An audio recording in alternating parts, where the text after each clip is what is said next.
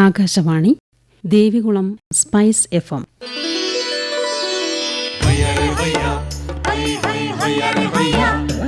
കിസാൻ വാണി.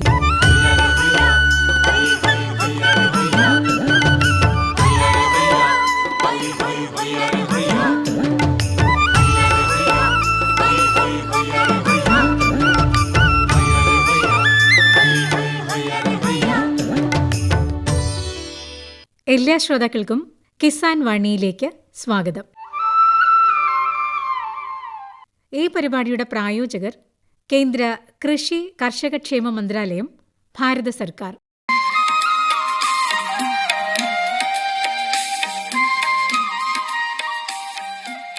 പ്രിയ ശ്രോതാക്കളെ,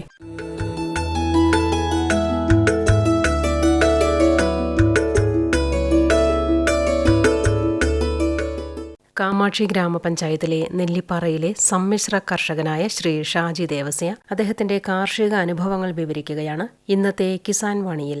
അദ്ദേഹവുമായി സംസാരിക്കുന്നത് ജോഷി തോമസ്.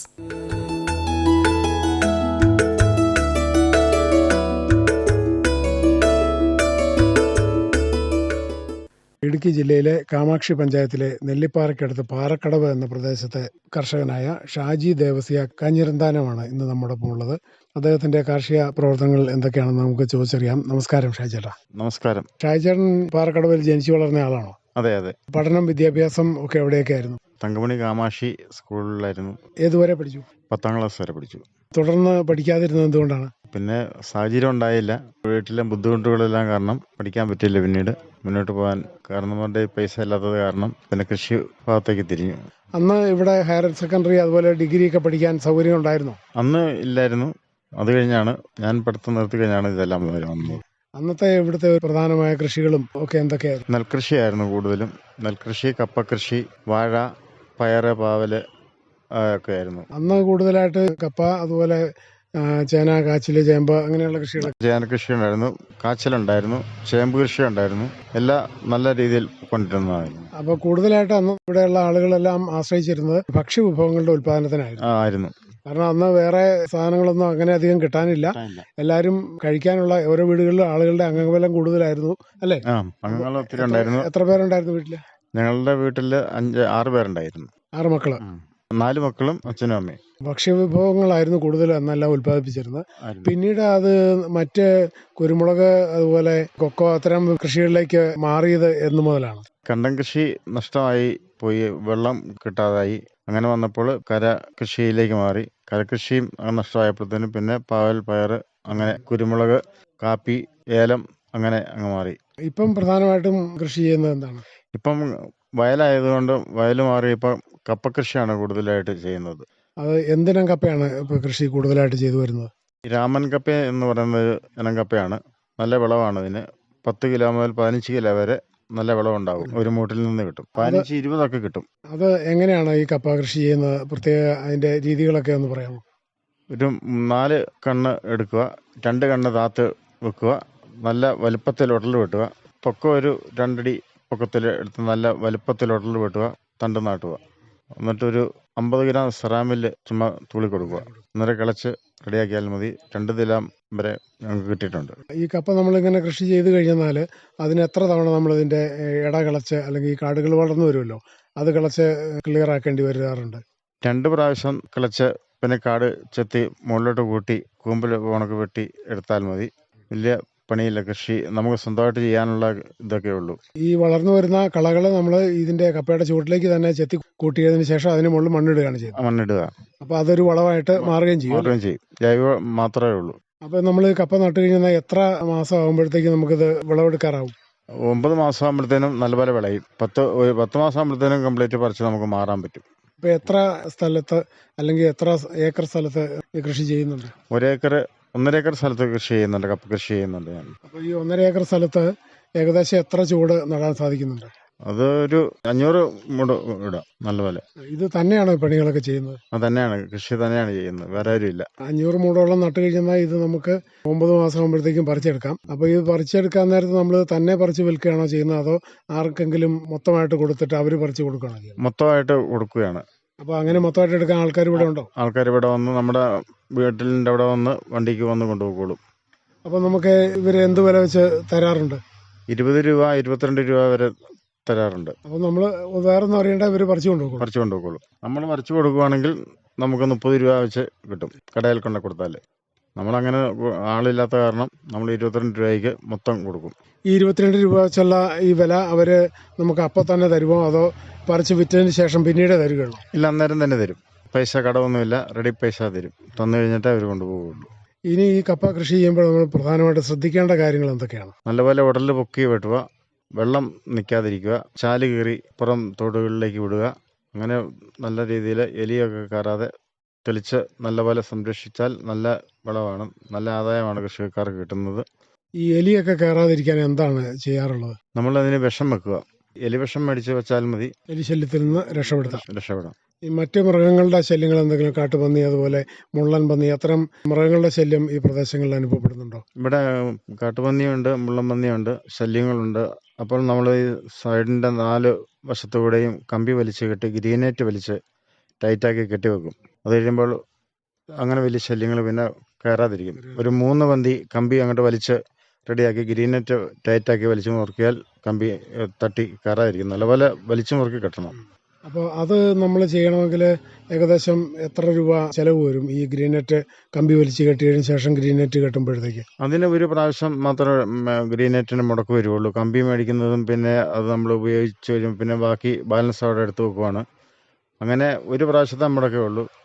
ഒരു 2,500 രൂപ മൊത്തം മുടക്കിൽ വരും. ഇങ്ങനെ ഗ്രീനെറ്റ് കെട്ടിക്കഴിഞ്ഞാൽ അത് ഏകദേശം എത്ര വർഷം വരെ അങ്ങനെ പോകാതെ നിൽക്കും? 2-3 വർഷം വരെ ഞാൻ ഉപയോഗിച്ചിട്ടുണ്ട്. ഈ കപ്പ നമ്മൾ ഓരോ ചൂടിന് 15 മുതൽ 20 കിലോ വരെ ലഭിക്കും അല്ലേ? ലഭിക്കും. അപ്പോൾ അങ്ങനെ കിട്ടിക്കഴിഞ്ഞാൽ നമുക്കിത് നല്ല ലാഭകരമാണോ? ലാഭകരമാണ്, നല്ല ലാഭകരമാണ്. പണി കുറവുണ്ട്, വലിയ മുടക്കില്ല. നമ്മൾ തണ്ടുകൾ സൂക്ഷിച്ച് വെച്ചാൽ മതി. നമുക്ക് പിന്നീട് ഒരു അടുത്ത് വെക്കുന്നത് പിന്നെ അവിടെ വാഴയായിരിക്കും തിരിച്ച് വെക്കുന്നത്. പിന്നെ അടുത്തത് കപ്പയായിരിക്കും. വാഴ നിൽക്കുന്നിടത്ത് കപ്പ വെക്കും, കപ്പ വെക്കുന്നിടത്ത് വാഴ വെക്കും. അങ്ങനെയാണ് കൃഷി ചെയ്യുന്നത്. അപ്പോൾ കപ്പയും വാഴയും മാറി മാറിയാണ് ഒരു സ്ഥലത്ത് കൃഷി ചെയ്യുന്നത് അല്ലേ? हर जोखिम से निकल कर फसल आए, सुरक्षित हो जाए। फसल बीमा से हर किसान अब आत्मनिर्भर हो जाए। संकट के समय प्रधानमंत्री फसल बीमा योजना किसानों के लिए वरदान है। अब सूखा पड़े या बाढ़ आ जाए, कोई डर नहीं। अब ओले पड़े या कीट पतंगे फसल खा जाए, कोई फिक्र नहीं, क्योंकि हमने लिया है प्रधानमंत्री फसल बीमा। बुआई से फसल कटाई तक हर जोखिम का दावा, न्यूनतम प्रीमियम पर अधिकतम भुगतान का वादा। योजना से हर साल जुड़ रहे हैं 5 करोड़ से ज्यादा किसान। अब आपकी है बारी। नजदीकी कृषि कार्यालय, सहकारी समिति, बैंक शाखा, अधिकृत बीमा कंपनी या जन सेवा केंद्र में स्वेच्छा से करा सकते हैं पंजीकरण। फसल बीमा पोर्टल या फसल बीमा ऐप द्वारा भी कराया जा सकता है पंजीकरण। प्रधानमंत्री फसल बीमा योजना, आपकी फसलों का संपूर्ण सुरक्षा कवच। कृषि एवं किसान कल्याण मंत्रालय, भारत सरकार।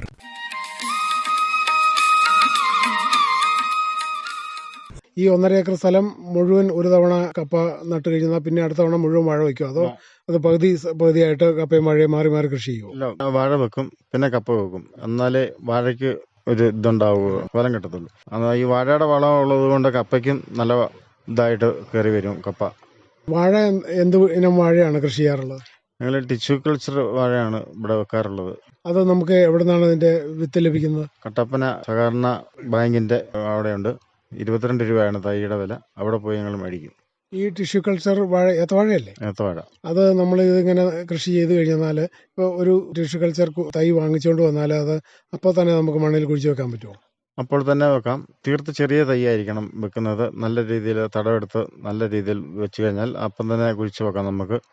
അത് 30 കിലോ 35 കിലോ വരെ തൂക്കവും വരും ഒരു കൊല വെട്ടുമ്പോൾ. അത് നമ്മളിങ്ങനെ കുഴിച്ചു വെച്ച് നട്ട് കഴിഞ്ഞാൽ ഇതിന്റെ ബാക്കി പരിചരണ രീതികൾ എങ്ങനെയൊക്കെയാണ് ശ്രോതാക്കൾക്ക് അറിയുന്നതിന് വേണ്ടി ഒന്ന് പറയാമോ? മരുന്ന് കറക്റ്റ് ആയിട്ട് ഒഴിച്ചു കൊടുക്കണം. വേരുപുഴു ഉണ്ടാകാതെ മരുന്ന് ഒഴിച്ചു കൊടുക്കണം. ജൈവമായിട്ട് ഒഴിക്കാനുള്ള മരുന്നുകളുണ്ട്, അതൊഴിക്കണം. വലിയ വിഷമങ്ങളും ഇടണ്ട. പിന്നെ സെറാമിൽ ഇടണം. എല്ലുപൊടി, വേപ്പ് പിണ്ണാക്ക്, കമ്പോസ്റ്റ്, ചാണകപ്പൊടി സ്വല്പ അകാലത്തിൽ ഇട്ട് ഒരു അരപ്പട്ട ചാണകപ്പൊടി വീതം ഇട്ട് നല്ലപോലെ കൊടുത്ത് ചപ്പും ചവറും എല്ലാം വെട്ടി മൂടിയതിന് ശേഷം ഇത് വെക്കുക. അത് കഴിയുമ്പോൾ നല്ല രീതിയിൽ തൈ കയറി വരും. പിന്നെ മരുന്നുകൾ ഒഴിച്ചു കൊടുക്കുക. വേരുപുഴുവിനുള്ള മരുന്നുകൾ ഒഴിച്ചു കൊടുക്കുക. വാഴ വിത്ത് ഇങ്ങനെ നട്ട് കഴിഞ്ഞിട്ട് ഏകദേശം ഇത് എത്ര മാസം ആകുമ്പോഴത്തേക്ക് ഇത് കൊലയ്ക്കാറാവും? സാധാരണ വിത്താണെങ്കിൽ 7 മാസം കൊണ്ട് കൊലയ്ക്കും. ഇത് ഈ വിത്തായതുകൊണ്ട് 8-9 മാസം കൊണ്ട് കൊലയ്ക്കും. 12 മാസം കൊണ്ട് വെട്ടിത്തീരും. അപ്പോൾ ടിഷ്യൂ കൾച്ചർ വിത്താണെങ്കിൽ ഏതാണ്ട് 9 മാസം ആകുമ്പോഴത്തേക്കും കൊലയ്ക്കുമെന്നാണ് ഷാജിച്ചേട്ടൻ പറയുന്നത്. സാധാരണ വിത്ത് നടുന്നതുമായിട്ട് 2 മാസത്തെ വ്യത്യാസം വരും. അന്നേരം കൊലയിൽ കൂടുതൽ വലിപ്പം ഉണ്ടാവും, നല്ല കൊലകൾ കിട്ടുകയും ചെയ്യും. എൻ്റെ അനുഭവത്തിൽ അതാണ് നല്ല ഇത്. ടിഷ്യൂ കൾച്ചറിൻ്റെ ആദ്യത്തെ ഒരു മുടക്കേ ഉള്ളൂ. അത് കഴിയുമ്പോൾ 2-3 കൊല വരെ അവത്തിൽ നിന്ന് വെട്ടാം. വാഴയെ പ്രധാനമായിട്ട് ബാധിക്കുന്ന രോഗങ്ങൾ, കീടങ്ങൾ, ബാധകൾ, അത്തരം കാര്യങ്ങൾ എന്തൊക്കെയാണ്? വേരുപുഴു ഉണ്ടാവും. പിന്നെ ഈ നിമാമര എന്ന് പറയുന്ന സാധനം, വാഴയ്ക്ക് വേര് ദ്രവിപ്പിച്ച് കളയുന്ന സാധനമുണ്ട്. അതിനൊക്കെ മരുന്ന് കൃത്യമായിട്ട് ഒഴിച്ചു കൊടുക്കണം. അതെങ്ങനെയാണ് നമ്മളിത് ഈ നിമാവര പിടിച്ചു എന്ന് മനസ്സിലാക്കുന്നത്? വേര് മാന്തി നോക്കുമ്പോൾ അറ്റം കറുത്ത് ഒരു ഇതായിട്ട് നിൽക്കും. മൊത്തം വേരുകൾ ദ്രവിച്ചു പോകുന്നതായിട്ട് നമുക്ക് കാണാൻ സാധിക്കും. അങ്ങനെയാണ് ഇത് കൂടുതലുണ്ടാകുന്നത്. അതിന് മരുന്ന് ഒഴിച്ചു കൊടുക്കുക. അതിന് എന്ത് മരുന്നാണ് പ്രയോഗിക്കാറുള്ളത്? ക്ലാസിക്കാണ് ഞാൻ ഒഴിക്കാറുള്ളത്. ക്ലാസിക്ക് നല്ല ഒരു മരുന്നുണ്ട്. ഇപ്പം വേരുപുഴുവിന് ഇഷ്ടം പോലെ അല്ലാതെ മരുന്നുകളുണ്ട്. അതൊഴിക്കുന്നതിന് കുഴപ്പമില്ല. പല പല മരുന്നുകളുണ്ട് ഒഴിക്കുന്നത്. ഓരോ മണ്ണിന് ഓരോ ചേരുന്ന മരുന്നുകൾ ഒഴിക്കുക. ഈ കൂമ്പ് ചീയൽ അങ്ങനെയൊക്കെ വല്ലതും ബാധിക്കാറുണ്ടോ? അത് ഇതുവരെയും കണ്ടിട്ടില്ല. കൂമ്പ് ചീച്ചിൽ അങ്ങനെ വന്നിട്ടില്ല. മരുന്നുകൾ കറക്റ്റായിട്ട് ഒഴിച്ചു കൊടുക്കുകയാണെങ്കിൽ അങ്ങനെ കൂമ്പ് ചീച്ചിൽ കണ്ടിട്ടില്ല. ഈ തട പോയി കഴിയുമ്പോഴാണ് കൂമ്പ് ചെയ്യുന്നത്. തടയ്ക്ക് എന്തെങ്കിലും കംപ്ലൈൻറ്റ് ഉണ്ടെങ്കിൽ മുകളിലേക്ക് കയറി കാണിക്കുന്നത്. അത് അടിയിൽ എന്തെങ്കിലും ഉണ്ടെങ്കിൽ അത് ഇട്ട് കൊടുക്കുക. പിന്നെ സോപ്പ് കവിളിൽ വെച്ച് കൊടുത്താൽ ഈ പുരുഷല്യം ഒത്തിരി കുറയും. ബാർ സോപ്പ് കവിളിൽ ചെറിയ കഷ്ണമായിട്ട് വെച്ച് കൊടുത്താൽ അത് ദീർഘനാളായിട്ട് കുറച്ച് നാളൊക്കെ നിൽക്കും. 3-4 മാസമൊക്കെ നിൽക്കും. ഞാനങ്ങനെ വെച്ച് കൊടുക്കുന്നുണ്ട്. വേറെ വലിയ വിഷമൊന്നുമില്ല. വിഷമില്ല. ഇത് വേരുപുഴു ഒത്തിരി പോവുകയും ചെയ്യും. പിന്നെ പുകയില കഷായം കൊടുക്കുന്നതും നല്ലതാണ്. ഈ വാഴ കൃഷി നമ്മൾ ഇങ്ങനെ ചെയ്യുമ്പോൾ ഇത് നമുക്കൊരു ആദായകരമായ അവസ്ഥയാണോ ഇപ്പോഴുള്ളത്? ആദായകരമാണ്. ഇപ്പം വിലയുള്ളത് കൊണ്ട്, ഓണത്തിന് സീസണിൽ വിലയുള്ളത് കൊണ്ട് ലാഭകരമാണ്. അല്ലെങ്കിൽ ഇപ്പം വിലക്കുറവാണ്. ഇപ്പം 30 രൂപയൊക്കെ ഉള്ളൂ. വില കുറഞ്ഞു. ഇപ്പം കിട്ടുന്നത് വിലക്കുറവാണ്. ഓണം സീസണിൽ വില ഉണ്ടെങ്കിൽ ലാഭകരമാണ്. എത്ര രൂപ വരെ 1 കിലോ ഏത്ത വാഴ വിളവെടുത്ത് വിൽക്കുമ്പോൾ ലഭിച്ചിട്ടുണ്ട്? എനിക്ക് 2 ലക്ഷം രൂപ, 2.5 ലക്ഷം രൂപ ഒരു കിലോയ്ക്ക് എനിക്ക് ഈ പ്രാവശ്യം 45 രൂപ വരെ ഞാൻ വാഴക്കൊല വിറ്റു. ഇത് കുറഞ്ഞ വില എത്ര വരെ ആയിട്ടുണ്ട്? 30 രൂപ. 30 രൂപ മുതൽ 45, ചില സമയത്ത് ചിലപ്പോൾ 50 രൂപ വരെയൊക്കെ കിട്ടിയിട്ടുണ്ട്. അങ്ങനെ ഒരു ആവറേജ് ഒരു 40 രൂപ ഒക്കെ വില കിട്ടിയാൽ ഇത് ലാഭകരമാണ്. 40 രൂപയിൽ താഴെ പോയാലേ നഷ്ടം വരുള്ളൂ. 40 രൂപ മുതൽ മുകളിലോട്ടുണ്ടെങ്കിൽ ലാഭകരമാണ്. വാഴ നമ്മൾ നട്ട് കഴിയുമ്പോൾ ഇതിൻ്റെ ഇടയ്ക്ക് ഇതിൻ്റെ കൈയൊക്കെ ഉണങ്ങി ചീഞ്ഞൊക്കെ ചാടുമല്ലോ. അതൊക്കെ നമ്മൾ ഒരുക്കി നിർത്തുന്നത്, അത്തരം കാര്യങ്ങൾ എങ്ങനെയാണ് ചെയ്യുന്നത്? ഒരുക്കി നല്ലപോലെ റെഡിയാക്കി നിർത്തണം. അല്ലെങ്കിൽ ഇതിനകത്ത് പുഴു കയറി വാഴ നശിപ്പിക്കാൻ സാധിക്കും. അതുകൊണ്ട് എപ്പോഴും നല്ല വൃത്തിയായിട്ട് സൂക്ഷിച്ച് വെക്കുകയാണെങ്കിൽ നല്ലതാണ് വാഴ. നമ്മൾ പരിപാലിക്കുന്ന പോണിരിക്കും വാഴയുടെ ഇത്. കപ്പയും വാഴയും അല്ലാതെ മറ്റെന്തെല്ലാം കൃഷികളാണ് ചെയ്യുന്നത്? കുറച്ച് ഏലമുണ്ട് എനിക്ക്. ഏലകൃഷിയുണ്ട്. പിന്നെ കുരുമുളകിന് ഇപ്പം കേട് കൂടുതൽ കാരണം കുരുമുളക് കുറച്ചേ നട്ടിട്ടുള്ളൂ. പച്ചക്കറി എന്തെങ്കിലും കൃഷി ചെയ്യുന്നുണ്ടോ? പയർ കൃഷിയുണ്ട് സൈഡ്. അത് എന്തിനും പയർ കൃഷി ചെയ്യുന്നത്? 8 മണിയൻ എന്ന് പറയുന്ന നീളമുള്ള തത്തച്ചണ്ടൻ എന്ന് പറയുന്ന പയറാണ് അതിന് കൂടുതലും. അത് എങ്ങനെയാണ് ഒരു വർഷത്തിൽ എത്ര തവണയായിട്ട് ഈ പയർ കൃഷി ചെയ്യുന്നുണ്ട്? ഒരു തവണ വെക്കത്തുള്ളൂ. ചിങ്ങത്തിൽ ഇടും. മഴ തീരുമ്പോഴത്തേനും പറിച്ച് തീരുന്ന കണ്ടീഷനിലാണ് വെക്കുന്നത്. അത് എങ്ങനെയാണ്? അത് പയർ കൃഷിക്ക് വേണ്ടി മാത്രം കുറച്ച് സ്ഥലം മാറ്റിയിട്ടിട്ടുണ്ടോ? അതോ കപ്പയും വാഴയും കൃഷി ചെയ്യുന്നതിൻ്റെ ഇടവേളയായിട്ട് ചെയ്യുകയാണോ ചെയ്യുന്നത്? ഇല്ല, പയറിന് പച്ചക്കറി കൃഷി ചെയ്യാൻ വേണ്ടി കുറേ സ്ഥലം, 1/2 ഏക്കർ സ്ഥലം മാറ്റി വെച്ചിട്ടുണ്ട്. അവിടെയാണ് ചെയ്യുന്നത്. പിന്നെ കപ്പ ഇടുമ്പോൾ കപ്പയുടെ കൂമ്പിൽ കൂടി ബീൻസ് പയർ നടും. കുറ്റി ബീൻസ് നടും. അത് ലാഭകരമാണ്. നമുക്ക് പണികൂലി അവത്തിൽ നിന്ന് കിട്ടും. അത് ഉണങ്ങി കഴിയുമ്പോൾ ആ കപ്പച്ചോട്ടിൽ തന്നെ അത് പറിച്ചിട്ട് കഴിഞ്ഞാൽ അതും ഒരു വളമാണ്. അങ്ങനെയും കൃഷി ചെയ്യുന്നുണ്ട്. ഈ പയർ വിത്തൊക്കെ എവിടുന്ന് വാങ്ങിക്കും? തമിഴ്നാട്ടിൽ പോയി വിത്ത് മേടിക്കും. തത്തച്ചണ്ടൻ കിട്ടുന്നത് നമ്മുടെ ഈ ഭാഗത്തൊക്കെ ഉണ്ട്. ബീൻസ് മേടിക്കുന്നത് തമിഴ്നാട്ടിലാണ് ഏറ്റവും നല്ല വിത്ത് കിട്ടുന്നത്. ഈ പയർ ഇങ്ങനെ നമ്മളിത് വിത്ത് കൊണ്ടുവന്ന് തടവൊരുക്കി കൃഷി ചെയ്താൽ എത്ര നാളാകുമ്പോഴത്തേക്കും ഇത് പൂവിടാൻ തുടങ്ങും? 45 ദിവസം 50 ദിവസം ആകുമ്പോഴത്തേനും പൂവിടാൻ തുടങ്ങും. പിന്നീട് ഇത് കായ്ച്ച് നമ്മൾ വിളവെടുക്കണമെങ്കിൽ എത്ര ദിവസം എടുക്കും ഏകദേശം? അത് 1 മാസം ആകുമ്പോഴത്തേനും എല്ലാം നമുക്ക് റെഡിയായി നല്ല രീതിയിൽ പരിചരിക്കുകയാണെങ്കിൽ, ചാണകപ്പൊടിയൊക്കെ ഇട്ട് നല്ല രീതിയിൽ ചെയ്യുകയാണെങ്കിൽ. ഇത് വിളവെടുക്കാൻ തുടങ്ങിയാൽ പിന്നീട് അത് എത്ര മാസത്തേക്ക് അല്ലെങ്കിൽ എത്ര ദിവസം കൂടുമ്പോഴാണ് വിളവെടുക്കുന്നത്?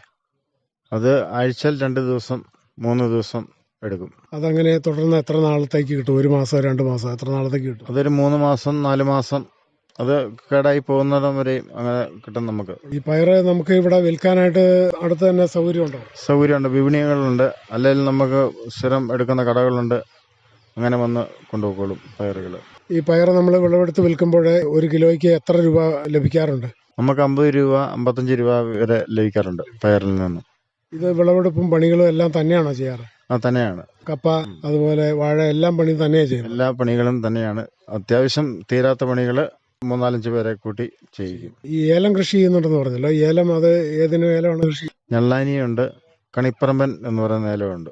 2 ഐറ്റം ഏലമാണ് ഞാൻ ചെയ്തിരിക്കുന്നത്. എത്ര സ്ഥലത്ത് കൃഷി ചെയ്യുന്നുണ്ട് ഏലം? ഏലം 2 ഏക്കർ സ്ഥലത്ത്.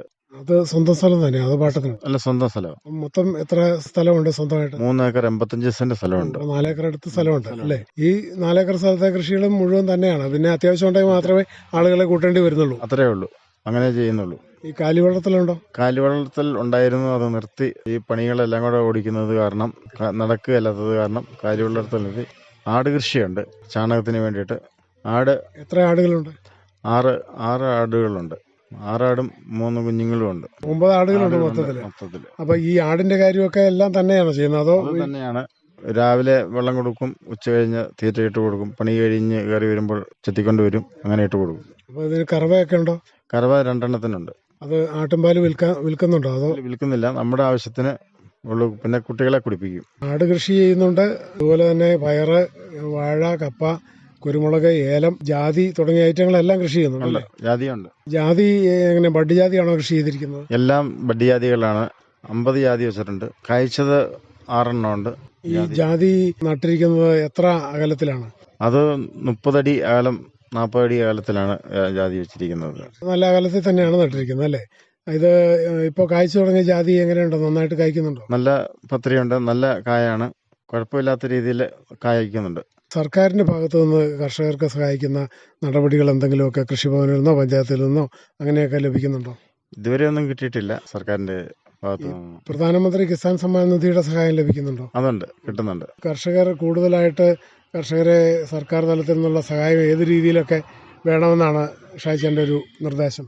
ഈ വളത്തിന് സബ്സിഡികൾ കൊടുത്ത് നല്ല രീതിയിൽ കൊണ്ടുപോവുകയാണെങ്കിൽ നല്ല കർഷകനായിട്ട് ആൾക്കാർ കയറി. വളത്തിനും മരുന്നിനും വില കൂടുതൽ കാരണം കൃഷിക്കാരെല്ലാം ഉപേക്ഷിച്ച് പോകുന്ന രീതിയിലാണ് പോകുന്നത്. വിളകളുടെ വിലയും കൃത്യനിഷ്ഠമായിട്ട് കൊടുക്കുകയാണെങ്കിൽ കർഷകൻ പിടിച്ചു നിൽക്കും.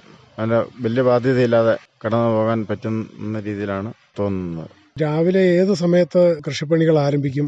അത് എപ്പോൾ വരെ തുടരും? ഞാൻ സാധാരണ 8 മണിയാകുമ്പോൾ പണി ആരംഭിക്കും, 6 മണി വരെ പണിയും. എന്തായാലും സന്തോഷകരമായിട്ട് മുന്നോട്ട് പോകുന്നു അല്ലേ? സന്തോഷകരമായിട്ട് പോകുന്നു. വീട്ടിൽ ആരൊക്കെയുണ്ട്? വീട്ടിൽ ഭാര്യയും 3 മക്കളും ഉണ്ട്. ഡേസി എന്നാണ് ഭാര്യയുടെ പേര്. പുള്ളിക്കാരി നഴ്സറി ടീച്ചറാണ്. ഭാര്യ കൃഷിപ്പണികളിലൊക്കെ സഹായിക്കാൻ സമയം കിട്ടുമോ? ഞായറാഴ്ച ദിവസങ്ങളിൽ മാത്രമേ കിട്ടുള്ളൂ. മക്കള് 2 പേരെ കല്യാണം കഴിപ്പിച്ച് വിട്ടു. അവർ എറണാകുളത്താണ്.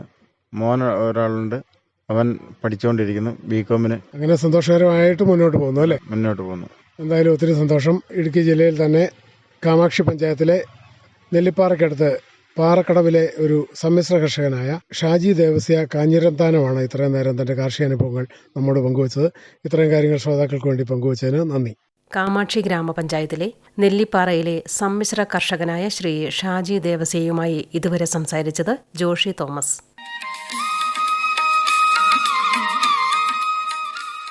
പ്രധാനമന്ത്രി കിസാൻ സമ്മാൻ നിധി ഈ പദ്ധതിയിൻ കീഴിൽ 2 ഹെക്ടർ വരെ കൈവശ ഭൂമിയുള്ള കർഷക കുടുംബത്തിന് 6000 രൂപ പ്രതിവർഷം നൽകുന്നതായിരിക്കും. അർഹരായ കർഷകർക്ക് 2000 രൂപ വീതം 3 തവണകളായി നേരിട്ട് അവരുടെ അക്കൗണ്ടിൽ നിക്ഷേപിക്കുന്നതായിരിക്കും. ഈ ചെറുകിട നാമമാത്ര കർഷക കുടുംബങ്ങളെ സംസ്ഥാന സർക്കാർ തെരഞ്ഞെടുത്തുകൊണ്ടിരിക്കുകയാണ്. ഈ പദ്ധതിയുടെ മുഴുവൻ ചെലവും ഭാരത സർക്കാരാണ് വഹിക്കുന്നത്. പ്രധാനമന്ത്രി കിസാൻ സമ്മാൻ നിധി കർഷകരുടെ കൃഷിപരമായ പുതിയ അഭിമാനം. കൃഷി കർഷക ക്ഷേമ മന്ത്രാലയം, ഭാരത സർക്കാരിൽ നിന്ന് ജനതാൽപര്യാർത്ഥം.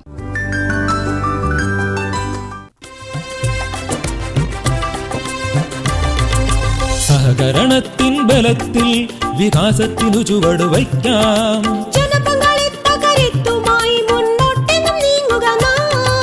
ജനകോടിയിൽ ഈ വിപ്ലവം ഉണർത്തിയല്ലോ വിശ്വാസം. നാം ഒത്തുചേർന്ന വികാസത്തിനെ പതാക പറത്തിടാം. സഹകരണം നമ്മുടെ വികാസത്തിൻ പ്രതീകം. പുതുയുഗത്തിൽ സഹകരണം താനിന്റെ തൻ പ്രധാനം. കൃഷി മന്ത്രാലയം, ഭാരത സർക്കാരിൽ നിന്ന് ജനതാൽപര്യാർത്ഥം. ഈ പരിപാടിയുടെ പ്രായോജകർ കേന്ദ്ര കൃഷി കർഷകക്ഷേമ മന്ത്രാലയം, ഭാരത സർക്കാർ. എല്ലാ കിസാൻ വാണി ശ്രോതാക്കൾക്കും കൂപ്പുകൈ. ഭയ്യാ